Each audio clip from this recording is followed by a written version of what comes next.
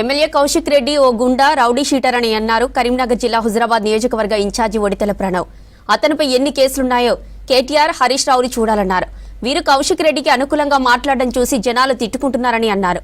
వ్యాపారి మనోజ్ రెడ్డిని డబ్బుల కోసం వేధిస్తే పెట్టిన కేసును సీఎం రేవంత్ రెడ్డికి ఆపాదిస్తూ అక్రమ కేసు అనడం కరెక్ట్ కాదన్నారు.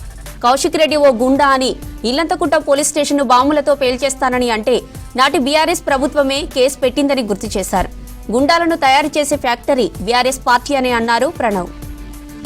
నిన్న జరిగిన విధానం చూసుకుంటే ఏదో స్వాతంత్రం తీసుకొచ్చిన యోధుల లెక్క తెలంగాణ ఉద్యమంలో బాగా కష్టపడి ప్రజల సమస్యలు పైన పోరాటం చేసి మరి జైలుకు పోయి విడుదలైనట్టు మరి ఆ సంబరాలు చేసుకుంటే చాలా ఆశ్చర్యం అనిపించింది, హాస్యాపదం అనిపించింది, షాక్ కూడా గురైన. ఉద్యమకారు పైన రాళ్ళు విసిరేసిన వ్యక్తి కౌశిక్ రెడ్డి. ఉద్యమంలో అసలు కౌశిక్ రెడ్డి పాల్గొన్నాడా?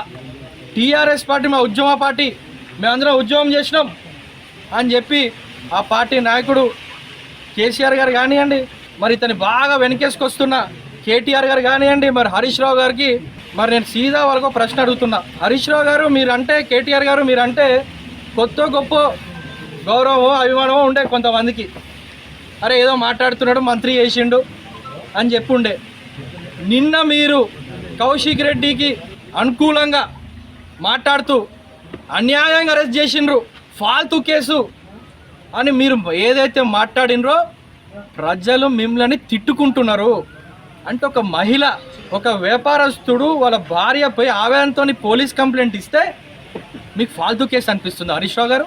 కేటీఆర్ గారు మీకు అదేమన్నా తీసిపడేసిన కేసు, లొటపీస్ కేసు లాగా అనిపిస్తుందా? మీకు అన్యాయంగా అరెస్ట్ చేసి అనిపిస్తుందా?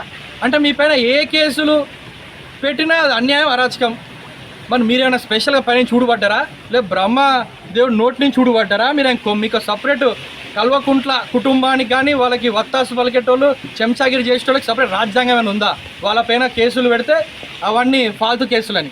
అరే బరాబర్ ఒక ఎమ్మెల్యే బెదిరించిండు, 50 లక్షలు అడిగిలో చంపుతా అని బెదిరిస్తే ఆ కుటుంబం ఆవేదన పడి వాళ్ళ భార్య పోలీస్ స్టేషన్ పై కేసు పెడితే మీకు ఫాల్తూ అనిపిస్తుందా?